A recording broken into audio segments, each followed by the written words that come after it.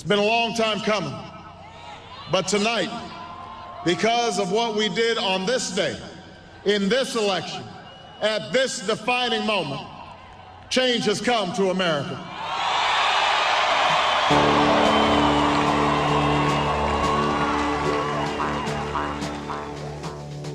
Positive change in our nation's prison system doesn't come easily. Most people don't even want to talk about it.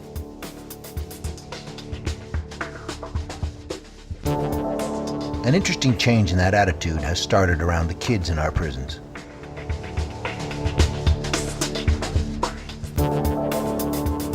All the things that you should be clear about, it should be the rules of engagement when use of force. What are you gonna do with your second chance? How are you gonna survive parole? How are you gonna survive your friends in the neighborhood? Love myself. I love myself. Forgive myself. Forgive myself. What I've done. What I've done. I'm committed. I'm committed to improving my life. to improve my life. Phenomenal men. Do phenomenal things. Yeah.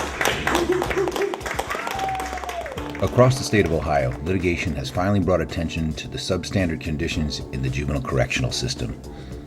For over 100 years, this country has recognized kids need help, not just punishment. But for the past 40, that ideal has slipped away.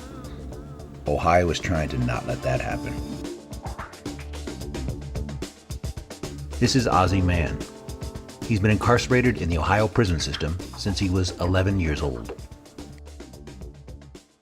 After so long, I started getting locked up in the DH. The DH is a detention home for juveniles, right? So my first time there, I was the youngest dude in the DH, right? And I was like eight or nine for aggravated burglary or something, right? You know, I've always had heart. I'm not really fearful of anything. But when I found out it wasn't the picture everybody painted, I'm really like, oh, this ain't nothing, you know? I could deal with this, you know? But back then, the only thing you think about is the physical part of being incarcerated, you know, the fighting, can I hold my own? When I seen I could hold my own, that was the battle was won as far as being locked up, you know?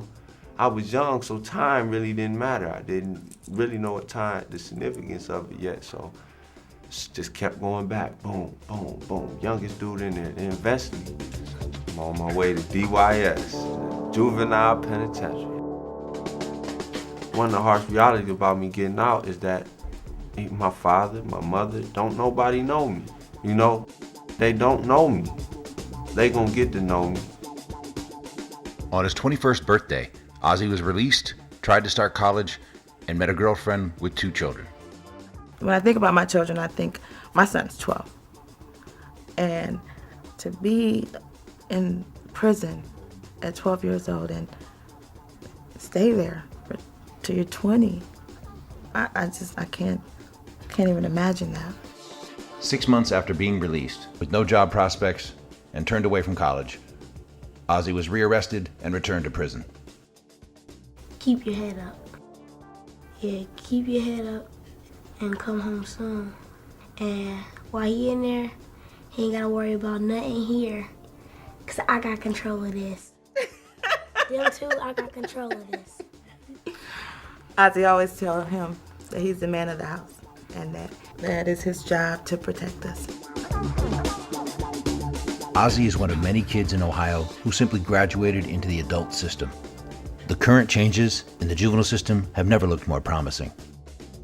The governor of Ohio, administrators, attorneys, superintendents, even Supreme Court judges have come together in an effort to reduce harm and give kids a real chance to leave prison for good.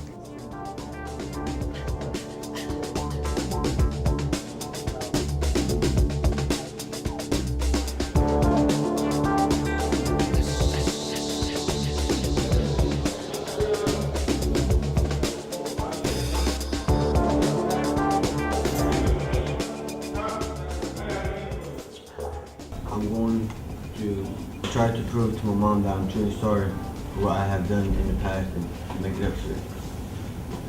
Thank you. Yes, clearly. I plan to get my GED so I can take care of my family and teach my little brothers how to get married.